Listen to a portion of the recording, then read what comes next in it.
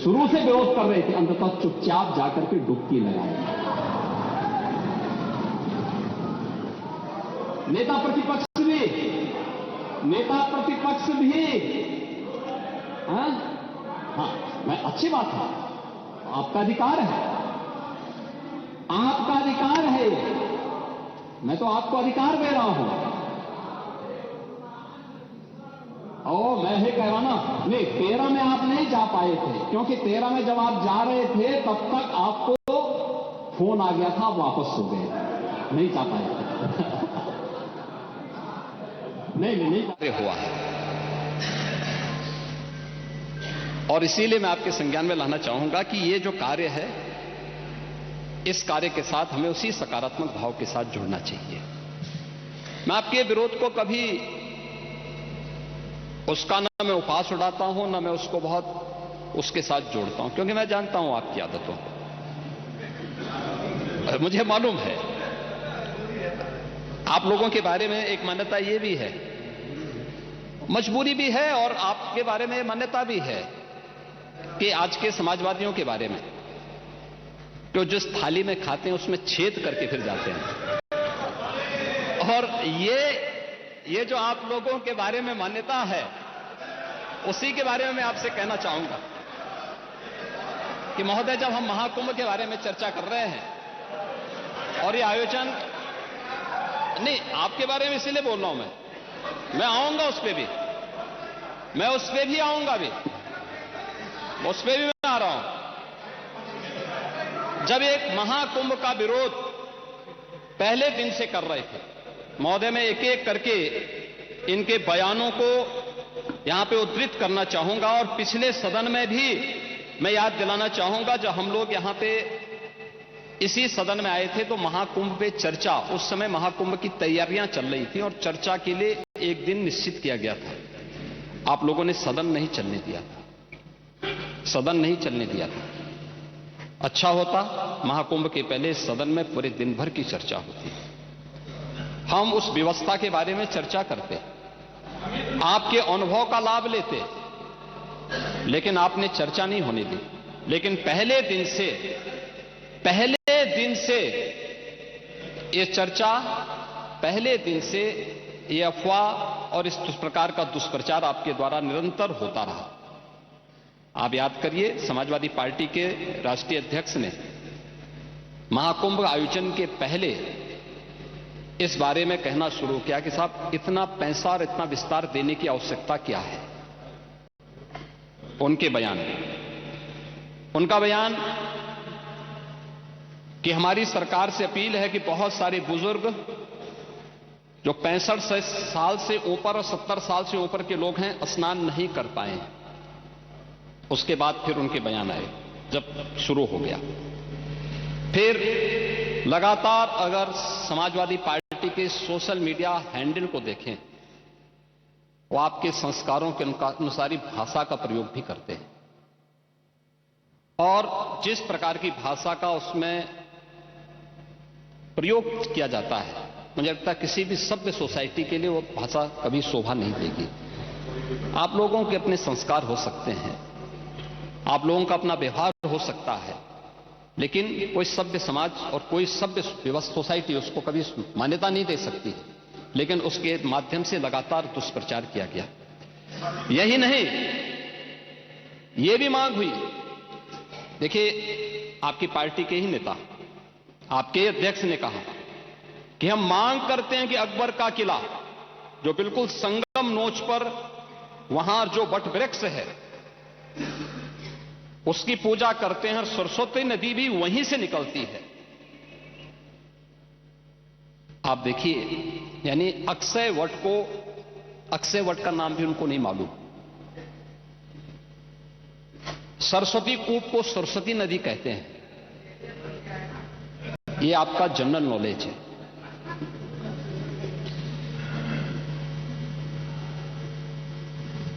इन्होंने क्या कहा, महाकुंभ कोई शब्द नहीं, क्योंकि महायोजन के लिए बहुत सारा पैसा निकालना था, पैसे की बर्बादी करनी थी, इसलिए नाम भी इन्होंने महायोजन दिया।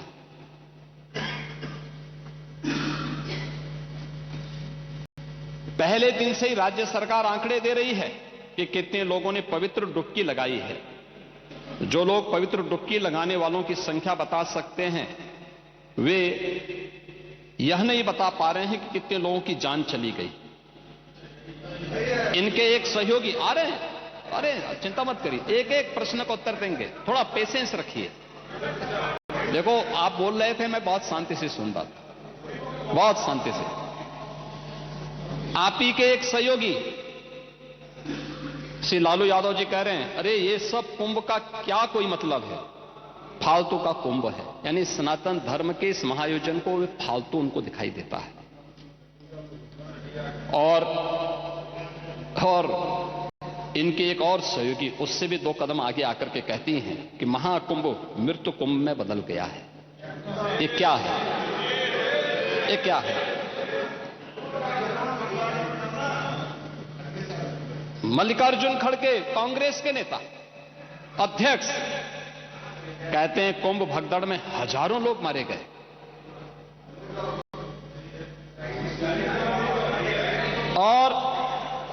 और जया बच्चन क्या कहती हैं? ये समाजवादी पार्टी की नेत्री हैं। इस देश में अभी सबसे बड़ा मुद्दा महाकुंभ भगदड़ की घटना है। उन मृतकों की सही संख्या बतानी चाहिए और जनता को सफाई देनी चाहिए। उन्होंने आगे क्या बात कही? उन्होंने कहा व्यवस्थाएं आम आदमी के लिए नहीं बल्कि वीआईपी के लिए थी। शवों को गंगा में बहा दिया गया, इससे पानी प्रदूषित हुआ है। यही पानी लोगों तक पहुंच रहा है। और ये इस प्रकार के गैर जिम्मेदाराना बयान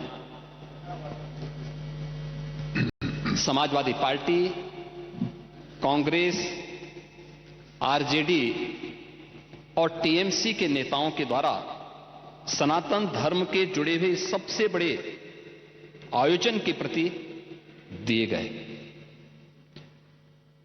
महोदय, मैं ये जानना चाहता हूं कि क्या सनातन धर्म का अनुयायी बनना या सनातन धर्म के किसी आयोजन को भव्यता के साथ करना क्या कोई अपराध है? उस आयोजन को उन सीमाओं के साथ, उस आस्था को सम्मान देकर के आगे बढ़ाना क्या कोई अपराध है? और अगर अपराध है तो हमारी सरकार इस अपराध को कर रही है और आगे भी करेगी। क्योंकि हम लोग ये मानते हैं सनातन धर्म इस देश का राष्ट्रीय धर्म है। सनातन धर्म की सुरक्षा में ही भारत के अंदर पल रहे हर मत और मजहब की सुरक्षा भी है और उनका सम्मान भी है और उनका गौरव भी है। और सनातन धर्म की सुरक्षा विश्व मानवता की सुरक्षा की गारंटी भी है। और उसके इतने बड़े आयोजन के साथ भेदभाव तो किसी के साथ नहीं हुआ, किसी के साथ नहीं हुआ। प्रयागराज महाकुंभ में क्रिकेटर मोहम्मद शमी ने भी स्नान किया। मुझे याद है, हर जाति मत और मजहब के लोग अगर आए हैं श्रद्धा भाव के साथ तो उन्होंने आस्था की पवित्र डुबकी भी लगाई।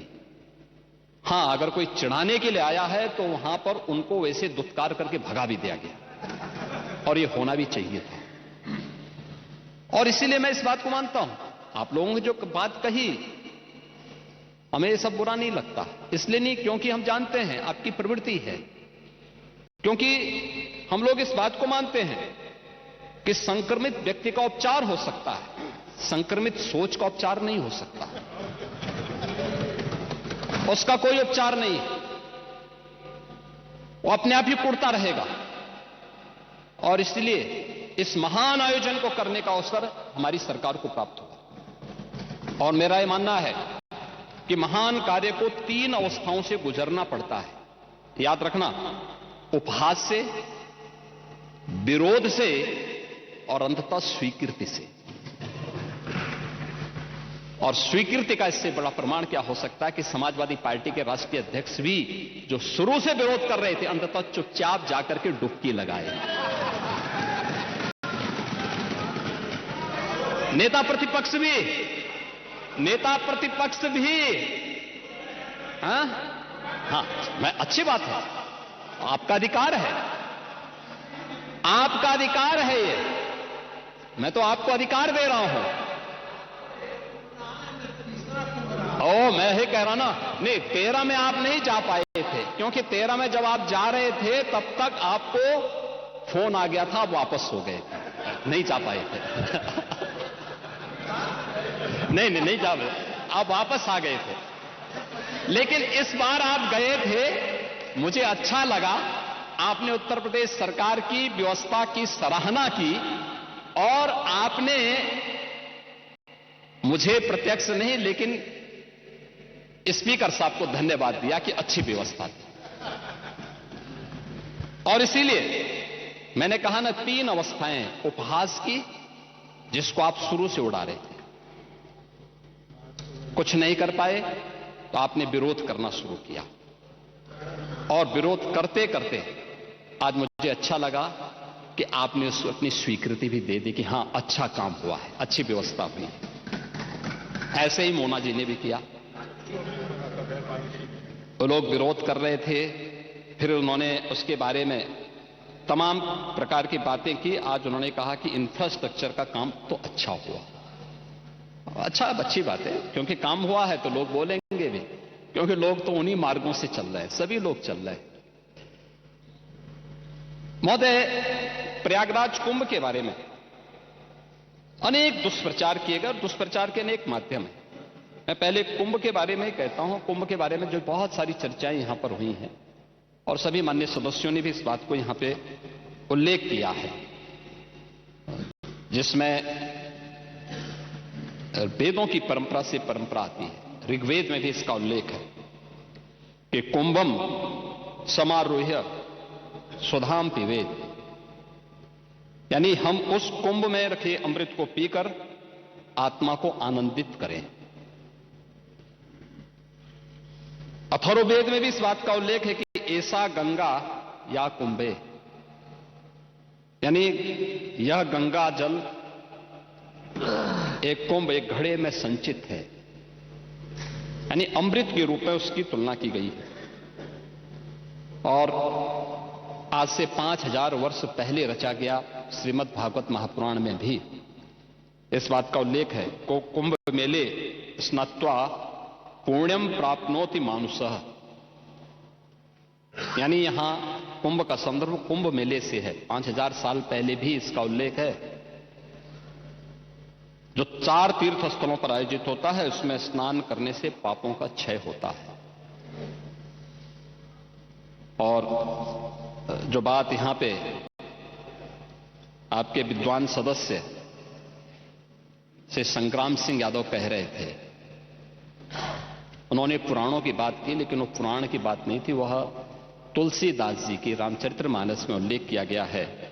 को कहि सकई प्रयाग प्रभाव हो, कलुष कुंज कुंजर मृगराओ, अस तीरथ पति देखि सुहावा, सुख सागर रघुवर सुख पावा।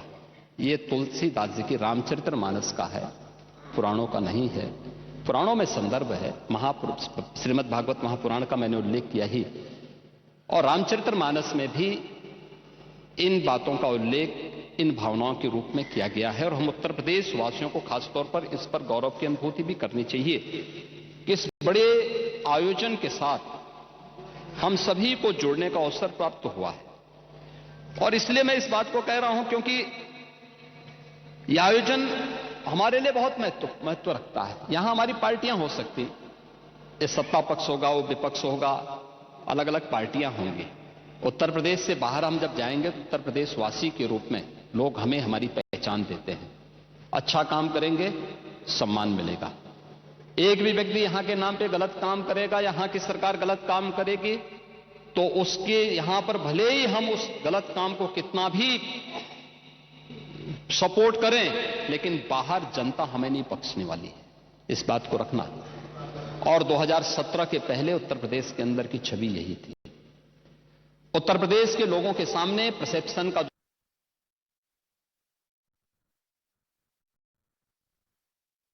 गुणवत्ता के बारे में भी प्रश्न खड़े करने के प्रयास हुए। याद रखना, 2013 में बायोरेमेडिसन या जियो ट्यूब की व्यवस्था बहुत सीमित थी और परिणाम क्या था?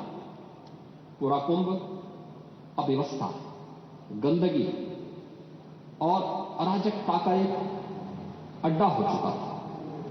उस स्थिति को सोचिए जब मॉरिशस के माननीय प्रधानमंत्री 2013 में प्रयागराज महाकुंभ में पधारे थे और गंगा में गंदगी देख करके, अव्यवस्था देख करके, पॉल्यूशन की मात्रा को देख करके उन्होंने स्नान करने से इनकार कर दिया। और 2025 में जब हम लोग आए हैं तो मैंने तो आपको आंकड़े बता दिए कि 56 करोड़ से अधिक श्रद्धालु अभी स्नान कर चुके हैं, एक सप्ताह बाकी है।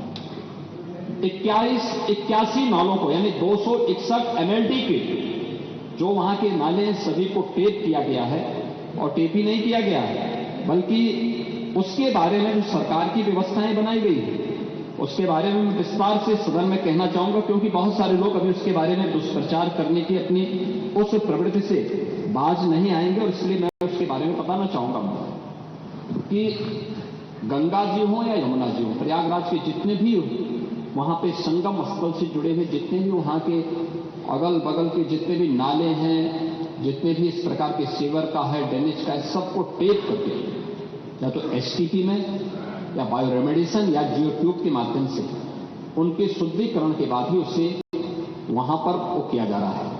दूसरा है ट्रीटमेंट के बाद ही उस जल को छोड़ा जा रहा है। जल की शुद्धता के जो मानक होते हैं वह 2 स्तर पर जांची जाती है। एक तो BOD स्तर पर, बायोलॉजिकल ऑक्सीजन डिमांड के रूप में, और दूसरा DO के रूप में, डिजॉल्व ऑक्सीजन के रूप में। और इन दोनों के मानक निर्धारित हैं, जिसमें BOD 3 या उससे कम होना चाहिए और DO जो डिजॉल्व ऑक्सीजन की मात्रा है वो 5 से अधिक होनी चाहिए। जल में स्नान करने के लिए जल की जो मात्रा होती है उसमें ये मात्रा इस रूप में होनी चाहिए। और मुझे बताते हुए यहां पर मैं आपको बताना चाहता हूं कि उत्तर प्रदेश जो पॉल्यूशन कंट्रोल बोर्ड है वो लगातार वहां पे जल की मॉनिटरिंग करता है, उसकी गुणवत्ता को बनाए रखने के लिए कार्य कर रहा है। और आज की जो उनकी रिपोर्ट है संगम की, कि संगम और उसके आगे पीछे जो BOD है वो 3 या उससे कम है, और डिजॉल्व ऑक्सीजन की मात्रा ये 8 और 9 से अधिक पाई जा रही है। यानी संगम का जल स्नान करने लायक भी है और आचमन करने लायक भी है। जो लोग इसका दुष्प्रचार कर रहे हैं वो उन सबको इस बात को देखना चाहिए। एक समाचार पत्रों में एक न्यूज जो देखने को मिली, मैं भी देख रहा था, पुरानी न्यूज NGT के माध्यम से, NGT का नाम लेकर के दिया गया है, किसी ने दिया है, जिसमें उन्होंने कहा है कि फीकल कोलिफॉर्म की उसमें उन्होंने चर्चा की। एक फीकल कोलिफॉर्म की जो मात्रा उन्होंने की है इसमें 2500 MPM यानी मोस्ट प्रोबेबल नंबर, ये उससे उसका मापक माना गया है। इससे कम होनी चाहिए 100 ml में, 100 मिलीलीटर में। और इसके जो अलग अलग नमूने लिए गए फीकल कोलिफॉर्म के लिए, ये फीकल कोलिफॉर्म बढ़ने के बहुत सारे कारण हो सकते हैं। या तो कहीं सीवेज लीकेज है, या बहुत बार होता है कि वे इस प्रकार की नदियां हैं, कोई वह चैनलाइज तो है नहीं, भैंस है, गाय है या अन्य जानवर उसमें आते हैं, नहाते हैं, उसके कारण भी, उनके गोबर आदि के कारण भी इसकी मात्रा तेजी के साथ बढ़ती है। लेकिन प्रयागराज के संदर्भ में जो मैं आपको स्पष्ट करना चाहूंगा कि 12, 16, 20, 25, 30 जनवरी, 5, 10 और 13 फरवरी को जो सैंपल के परीक्षण लिए गए हैं उसमें संगम नोच पर फीकल कोलिफॉर्म की मात्रा मानक के अनुरूप पाई गई है। ये Uttar Pradesh pollution control board का है, जो 2500 MPM प्रति 100 ml से ये कम पाई गई है। इसका मतलब जो दुष्प्रचार कर रहे हैं केवल कुंभ महाकुंभ को बदनाम करने की साजिश का हिस्सा है। और केंद्रीय प्रदूषण नियंत्रण बोर्ड ने भी, जिनके नाम पर खबर है, उन्होंने भी 12, 13 या 15 जनवरी की रिपोर्ट में इसकी मात्रा को 2000 या उससे कम पाया, यानी 2500 से कम ही पाया है। यह भी इसमें मैं आपको स्पष्ट करना चाहता हूं। और महोदय, मैं इसीलिए कहना चाहूंगा कि ये जो नकारात्मक सोच है, दुष्प्रचार के माध्यम से महाकुंभ को बदनाम करने की साजिश का जो हिस्सा है, ये उन करोड़ों लोगों की आस्था के साथ खिलवाड़ है और किसी जाति, मत और मजहब से जुड़े हुई बहुसंख्या भी नहीं है और किसी वर्ग का भी नहीं है। इसमें गांव में एक सामान्य नागरिक भी आ रहा है, देश का बड़ा उद्योगपति भी आ रहा है, देश की महामहिम राष्ट्रपति भी आई, महामहिम उपराष्ट्रपति भी आए, माननीय प्रधानमंत्री जी भी आए, केंद्रीय मंत्रीगण आए हैं, स्पीकर साहब आए हैं लोकसभा के। यानी देश और दुनिया की हर सेलिब्रिटी वहां प्रयागराज आ रही है।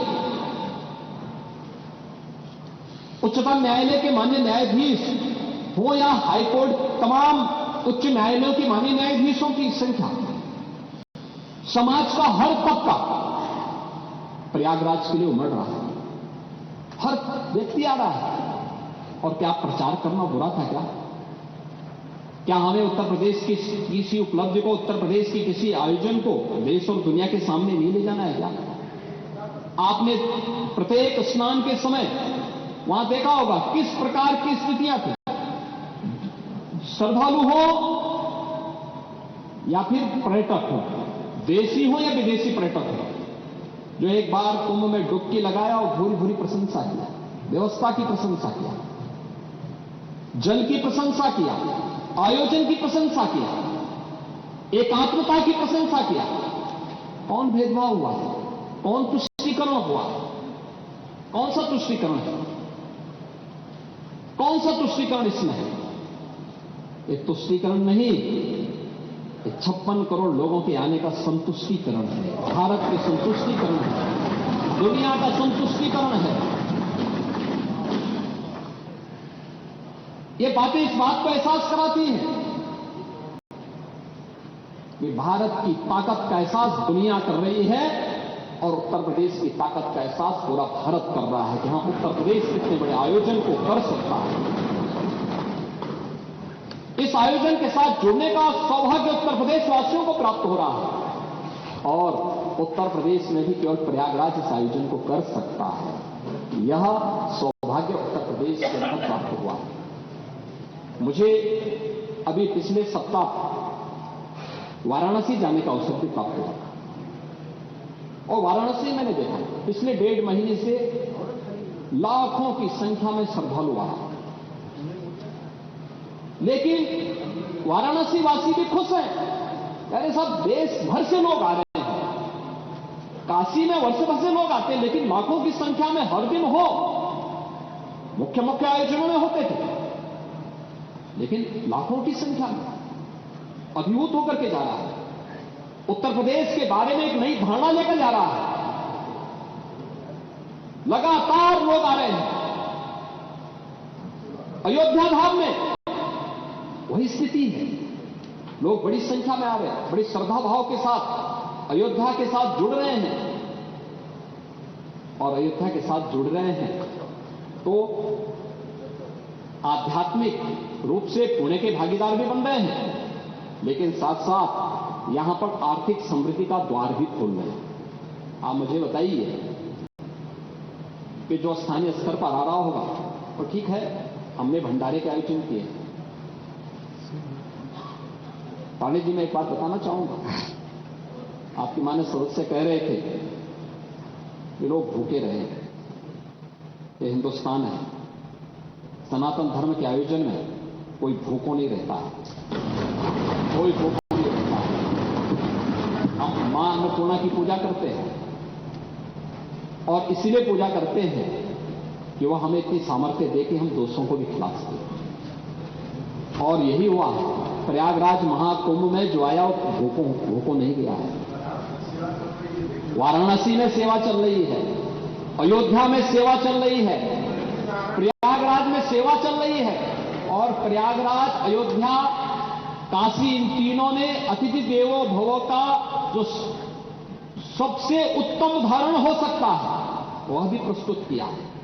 लेकिन जो लोग दुष्प्रचार कर रहे हैं उनकी इस नकारात्मक राजनीति से वे अपना नुकसान पहुंचा रहे हैं। वे प्रदेश का हित नहीं कर रहे हैं, देश का हित भी नहीं कर रहे हैं। ये जो जनता जनार्दन संतुष्टिकरण के मार्ग से आगे बढ़ चुकी है, वह इस नकारात्मक राजनीति को पसंद करने को तैयार नहीं है। तमाम दुष्प्रचार के बावजूद भी जनता मानने को तैयार नहीं है। आप देख रहे होंगे व्यवस्था करने में हमें कठिनाई हो रही है, लाइन लगी है, लोग हर व्यक्ति आना चाहता है और उन सबका हम स्वागत भी करेंगे। हम व्यवस्थाएं दे रहे हैं, हर प्रकार का प्रयास कर रहे हैं अपने स्तर पर, लेकिन आप दूसरों को उपदेश दे रहे हैं लेकिन चुपचाप स्नान करके चले आ रहे हैं। ये बड़ी विडंबना वाली स्थिति है।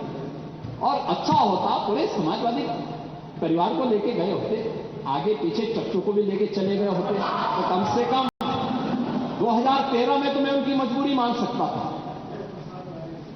कम से कम 2025 में तो करवा करके पुणे के भागीदार बना देते।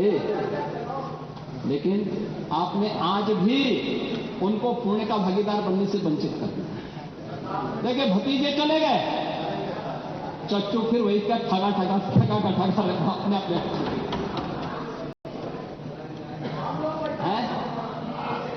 नहीं, आप चलिए ना, एक दिन चच्चू को लेके जाइए पानी पिलाते, आज जाइए मल्होत्रा जी को भी लेके जाइए, आगे पीछे लोग चलेंगे, आपके साथ जाएंगे, बड़ी शोभा है।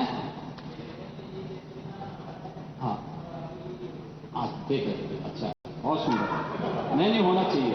आप जाएंगे तो आप बहुत सारी चीजें, आप बहुत सारी अच्छी चीजें वहां देख करके भी आएंगे और आप वहां बताएंगे भी।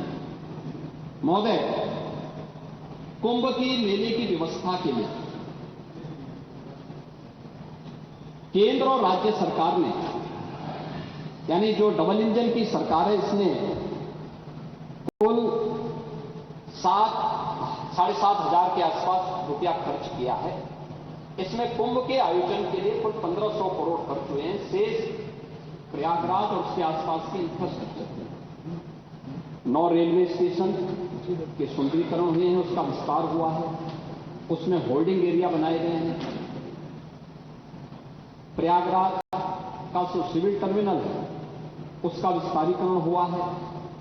जहां पर पहले केवल 2 एरोड्रम थे, आज वहां पर 6 ऐसे एरोड्रम बनाए गए हैं जिसके माध्यम से आप 6 एरोप्लेन को एक साथ वहां पे खड़ा कर सकते हैं। और पार्किंग का काफी स्पेस दिया। और मुझे बताते हुए प्रसन्नता है कि पूरे महाआयोजन के दौरान, यानी कोई कल्पना नहीं करेगा कि अब तक 750 से अधिक फ्लाइट रेगुलर और चार्टर प्लेन वहां पर उतर चुके हैं। यानी ये उत्तर प्रदेश की 3000 से अधिक ट्रेन भारतीय रेल ने चलाए। और सचमुच भारतीय रेल का कार्य बहुत अभिनंदनीय रहा। बेहतर कोऑर्डिनेशन के माध्यम से माननीय रेल मंत्री स्वयं कोऑर्डिनेशन के साथ स्वयं जुड़े थे। लगातार मेरी उनके साथ बातचीत हो रही थी। रेलवे बोर्ड के अध्यक्षों या रेलवे के महाप्रबंधक या डीआरएम, अन्य स्तर के सभी अधिकारियों पूरी तत्परता के साथ इस पूरे आयोजन के साथ और लाखों की संख्या में जितनी ट्रेन मेला स्पेशल चलाने की आवश्यकता पड़ी प्रयागराज से उनके गंतव्य तक पहुंचाने के लिए, उन्होंने पूरा सहयोग इसमें किया है, जिससे आयोजन कितनी भव्यता के साथ, कितने दिव्यता के साथ आगे बढ़ पाया है। और इसको हम इस रूप में आगे बढ़ाने का काम कर पाए हैं। और सबके प्रयास लोकल प्रशासन के साथ मिलकर के कार्य आगे बढ़ाए गए। मैं जो व्यवस्था के बारे में कर रहा था कि टेंटेज की जो व्यवस्था वहां पर की गई, आपने देखा होगा कि वहां पर जो व्यवस्थाएं थी इससे पहले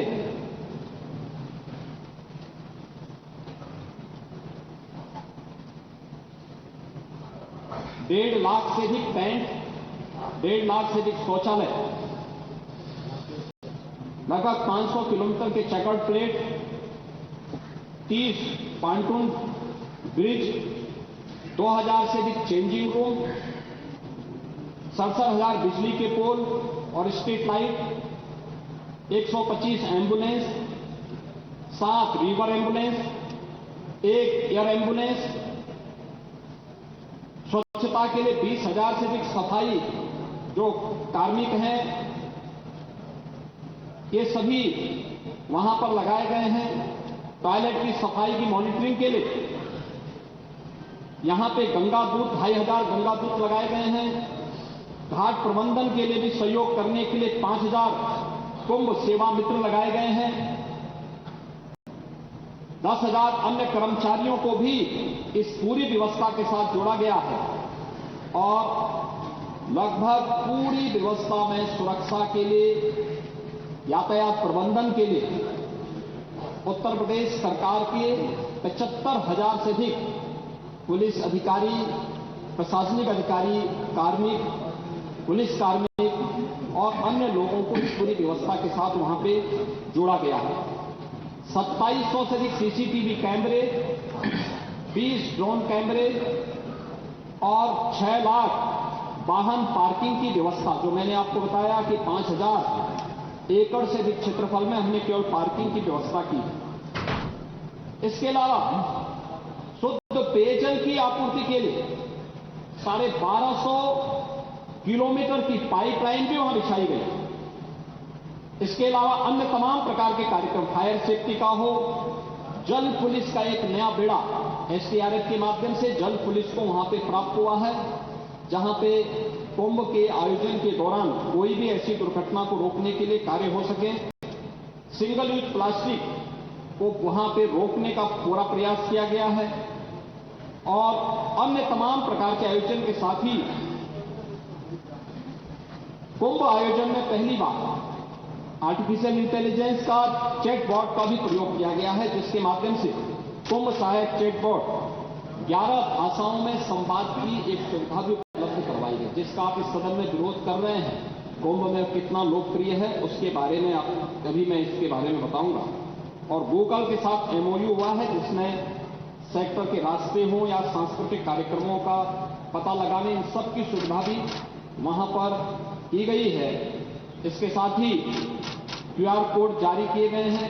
किसी को कोई परेशानी होती है तो उसके माध्यम से वह अपने गंतव्य तक पहुंचने में सफल हो सके, इसके लिए ये व्यवस्था भी दी गई है।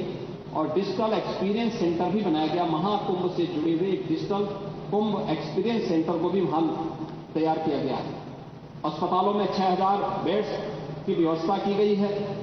360 बेड का मेला कुंभ स्थल पर और 25-25 बेड के 2 नए अस्पताल भी अरेल और जोशी में, 20-20 बेड के 2 अस्पताल और 10-10 बेड के अतिरिक्त अस्पतालों की स्थापना भी वहां पर की गई है। 3,000 विशेष ट्रेन भारतीय रेल ने चलाए हैं, जिसके माध्यम से 13,000 से अधिक उनके फेरे प्रयागराज कुंभ की दृष्टि वहां पर किए गए हैं। और उनके साथ साथ 10 स्थानों पर होर्डिंग एरिया भी उन सभी क्षेत्रों में बनाने के कार्य वहां पर किए गए हैं। ये सभी आयोजन वहां पर किए गए हैं। महोदय, इसके साथ ही अगर हम देखेंगे कि 2013 में जो प्रयागराज कुंभ में आने वाले श्रद्धालुओं की संख्या थी वो मात्र 12 करोड़ और 55 दिन के आयोजन में 12 करोड़। और उस समय की स्थिति के बारे में अगर मैं चर्चा करूं, यद्यपि ये चीजें कितना आवश्यक है मैं ये नहीं कह सकता, लेकिन फिर भी मैं आपसे कहना चाहूंगा कि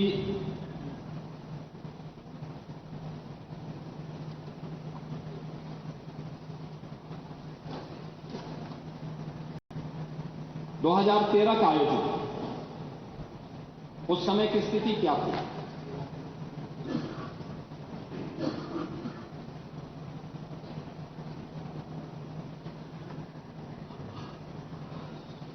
उस आयोजन को उस दौरान एक हादसों के रूप में, अव्यवस्था के रूप में, भ्रष्टाचार के रूप में देखा गया। और जो हावड़ की बात कर रहे हैं, प्रभारी मंत्री के साथ हावड़ में क्या हुआ था यह भी किसी से छुपा हुआ नहीं है। उनको एयरपोर्ट से ही वापस आना पड़ा। उस समय जो बयान आए थे समाजवादी पार्टी के, उस समय उनके बयान आए थे, जो तत्कालीन सीएम ने बयान दिए थे, इन्होंने एक तो उस समय की तत्कालीन सरकार के रेल मंत्री पर आरोप प्रत्यारोप लगाने प्रारंभ किए। फिर ये भी कहा था, हम सभी जानते हैं कि घटना किसकी चूक से हुई। उस समय एक बड़ी आग अग्निकांड की घटना भी घटित थी, वो अभी किसी से छुपी हुई नहीं है। महोदय, केक ने भी अपनी रिपोर्ट दी थी 2013 को। उन्होंने कहा था, केक ने, कि श्रद्धालु कुंभ मेले में आस्था की डुबकी लगा रहे थे, तब कुंभ मेला प्रशासन भ्रष्टाचार में डूबा हुआ था। 2014 में जो केक की रिपोर्ट आई थी 2013 के कुंभ की, मैं उसकी चर्चा कर रहा हूं। रिपोर्ट में बताया गया कि तत्कालीन उत्तर प्रदेश सरकार ने केंद्र सरकार की ओर से दिए गए फंड से भी पूरा मेला संपन्न कर दिया, जबकि अखिलेश सरकार को आयोजन पर 70% धनराशि खर्च करनी थी। अपने स्तर पर भी उनको खर्च करनी थी, अपना पैसा नहीं खर्च किया।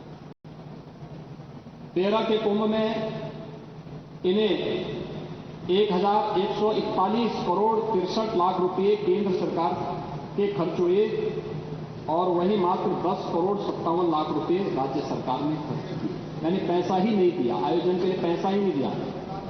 मेला शुरू होने तक 59% कार्य और 19% आपूर्ति कार्य ही, यानी आपूर्ति कार्य पूरे ही नहीं हुए। मेला प्रशासन ने 8.272 करोड़ रुपए से 2 घाटों का निर्माण कराया, जो कुंभ मेले के काम से संबंधित थे ही नहीं। 111 निर्माण कार्यों में से 81 में तकनीकी स्वीकृति नहीं दी गई। सड़क चौड़ीकरण करने का काम 57 करोड़ 41 लाख रुपए और उनकी मरम्मत में 46 करोड़ 68 लाख रुपए बिना काम का परीक्षण किए ही दे दिए गए और 9 करोड़ 1 लाख की सामग्री बिना जरूरत की खरीदी गई। मोबिलाइजेशन और मशीनरी के एडवांस भुगतान के अलावा 23 ठेकेदारों को 4 करोड़ 65 लाख रुपए सुरक्षित एडवांस देकर अनुचित लाभ पहुंचाया गया। ट्रैक्टर की लॉग बुक की जांच में पाया गया कि एक ट्रैक्टर एक ही समय में 2 स्थानों पर कार्य कर रहा था। 30 मजदूर एक ही समय में 2 स्थानों पर कार्य में दिखाए गए हैं। ट्रैक्टरों की आपूर्ति के अनुबंध में सभी टैक्स शामिल थे। इसके बावजूद 2 ठेकेदारों को सेवा कर का अलग से भुगतान किया गया। शौचालयों की कमी होने की वजह से एक दिन में औसतन 900 लोगों ने एक शौचालय का इस्तेमाल किया। कई स्थानों पर देखा गया कि पुरुष और महिला शौचालयों के बीच विभाजन दीवार भी नहीं थी। 50% कल्पवासियों को बीपीएल कार्ड उपलब्ध कराए गए। उनको भी राशन कार्ड तब मिले जब मेला की 4 पावन तिथियां बीत चुकी थी। उन्हें कम दरों पर खाद्य सामग्री उपलब्ध नहीं हो सकी। पेयजल के लिए लगाए गए नलों में हर हफ्ते पानी के नमूने ले जाने थे। 201 में से महज 6 नलकूपों में सिर्फ 6 नलों में ही नमूने ले गए। स्नान घाटों पर कपड़े बदलने के लिए कोई चेंजिंग रूम नहीं था। चेंजिंग रूम नहीं बनाए गए थे। कई पेंटून पुलों पर जल पुलिस और एम्बुलेंस की व्यवस्था भी नहीं थी। केक ने मेले में सड़क चौड़ी करने और सड़क की मरम्मत से लेकर घाटों के निर्माण का भीड़ के नियंत्रण करने के लिए वेरिफिकेटिंग करने के काम में भी भ्रष्टाचार पाया। यह है 2013 की व्यवस्था। और जो लोग स्वयं दुर्व्यवस्था के लिए जाने जा रहे थे, उन लोगों ने कैसे इस पूरे आयोजन को बदनाम करने के लिए किया है, और मैं उसके बारे में भी आगे भी बताऊंगा। महोदय, ये हिमालयन इंस्टीट्यूट है प्रयागराज। उन्होंने कुंभ मेले की व्यवस्था के बारे में 3 महत्वपूर्ण बातों की ओर इस बार ध्यान आकर्षित किया है। जो बातें उन्होंने कही कि आज प्रत्येक भारतीय के मानस पटल पर एक अनोखी जागृति आई है और यह जागृति परम उदात्त और आध्यात्मिक सत्य के ओत से कुंभ में आ रहे हैं। किंतु हम लोग ऐसी विशालता और भव्यता हमें नहीं दिखाई दी। अनंत विविधताओं को अपने में समेटे हुए यह कुंभ मेला अपने आप में अद्वितीय है। इस मेले में सभी राष्ट्रों, धर्मों और विचारधाराओं वाले लोग भाग ले रहे हैं और लाभान्वित हो रहे हैं। या मेला प्रगति के पथ पर अग्रसर महान भारत देश के आध्यात्मिक संपत्ति और उसकी सर्वांगीण संस्कृति सभ्यता की आराधना स्वरूप है। दूसरा उन्होंने कहा, समूचे विश्व के आध्यात्मिक जिज्ञासु तथा सामान्य मानव समाज कुंभ मेले के प्रति जागरूक हो गया है। यह कुंभ मेला भारत के अगाध आध्यात्मिक परंपराओं के मूल स्रोत दर्शित करता है और प्रदर्शित करता है कि अनोखी विधि विश्व की अनेक विचारधाराओं को नेतृत्व कर रही है। तीसरा उन्होंने कहा कि कुंभ मेले का ऐसा रूप देने में कितना प्रयत्न करना पड़ा होगा, कितने संसाधन जुटाने पड़े होंगे, कितनी बुद्धिबल, धन, जनशक्ति, विशेष रूप से उच्च स्तरीय नेतृत्व शक्ति का संचय और सदुपयोग किया गया होगा। इसका अनुमान कुंभ मेले में प्रवेश करके ही हो जाता है।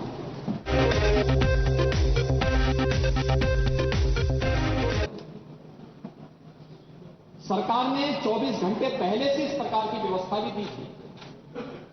एक दिन पहले ही जौनपुर, मिर्जापुर, भदोई, चित्रकूट, महोबा, फतेहपुर, कौशाम्बी, प्रतापगढ़, इन सभी जनपदों में